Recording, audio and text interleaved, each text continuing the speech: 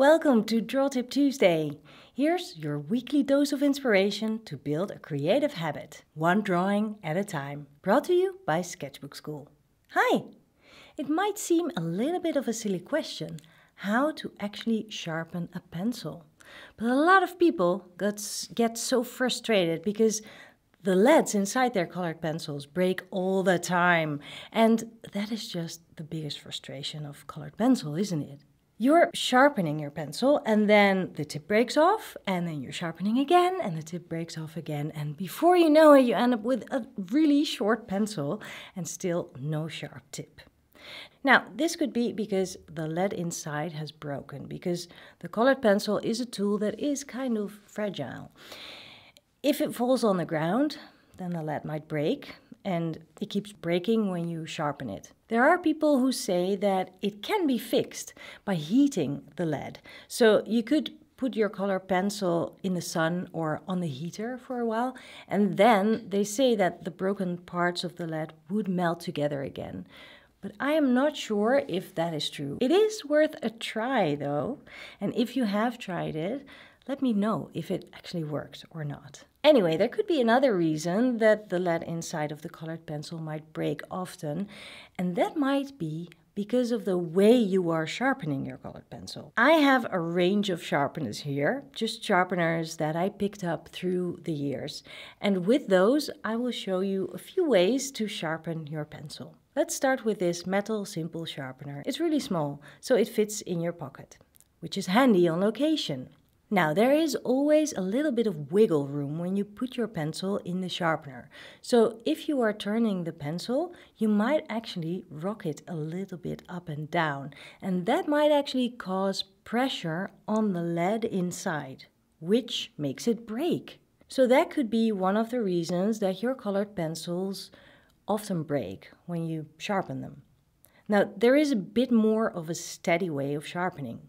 You turn the thing around. So instead of turning the pencil in the sharpener, you are turning the sharpener around the pencil. And this way, you are actually really holding your pencil very steady. But it is a little messy with a sharpener like this. That is why I like using a sharpener with a container. And then you just catch all the shavings of your sharpening inside of the little box, which is really great, both on location and at home. Then you don't have this mess. If you really like very, very sharp tips, then you will be sharpening more often, and you might want to choose a larger container rather than a smaller one. But of course, these take up more space in your bag when you're on location. So that is something to consider. These, just like this wooden one, have 2 holes in them, and that is very handy because if you have thicker pencils like this one, they don't fit into that small hole. There are also pencil sharpeners that you can find that give you options for the length of the tip of your pencil.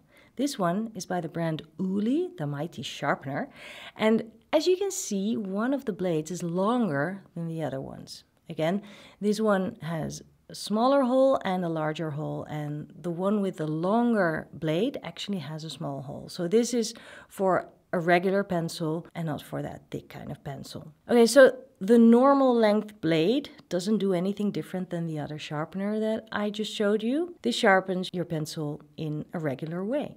Now, if you would be using the longer blade, then you will actually create a longer tip. It's quite a difference between those 2 tips, isn't there? And it means that you can use the side of your pencil way more than you would if you have the shorter length pencil.